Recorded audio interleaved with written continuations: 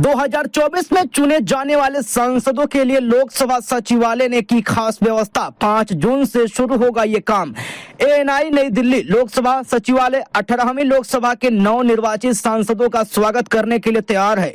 नए सदस्यों के निर्बाध पंजीकरण के लिए व्यापक व्यवस्था की गई है। लोकसभा के महासचिव ने इस संबंध में की जा रही तैयारियों का निरीक्षण किया। इस बार सदस्यों के लिए पंजीकरण प्रक्रिया पूरी तरह से पेपरलेस और तकनीक पर आधारित होगी। लोकसभा के महासचिव ने तैयारियों का किया निरीक्षण। लोकसभा के महासचिव उत्पल कुमार सिंह ने शुक्रवार को इस संबंध में की गई तैयारियों का निरीक्षण किया।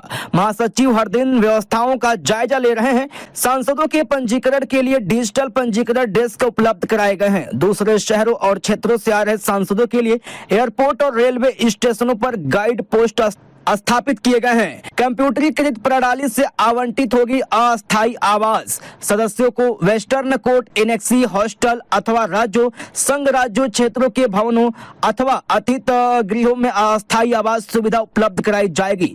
सदस्यों को अस्थायी आवास आवंटित करने के लिए सॉफ्टवेयर आधारित कंप्यूटरीकृत प्रणाली तैयारी की गई है। सदस्यों के लिए CGHS चिकित्सा पोस्ट 24 घंटे काम करेगी।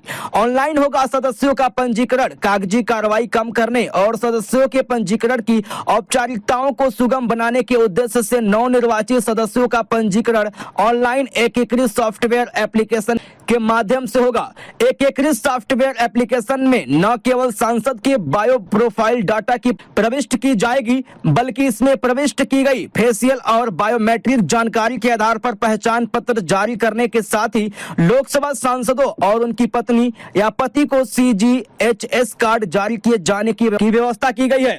इस दिन से शुरू होगी पंजीकरण की व्यवस्था। सचिवालय ने आगामी 4 जून को दोपहर 2 बजे से पंजीकरण शुरू करने की व्यवस्था की है और यह प्रक्रिया 5 से 14 जून 2024 को सुबह 8 बजे से रात 8 बजे तक चालू रहेगी, जिसमें शनिवार और रविवार भी शामिल है। अब संसदीय सौध में होगा पंजीकरण। पहले पंजीकरण संसद के पुराने भवन अथवा अब संविधान सदन में होता था।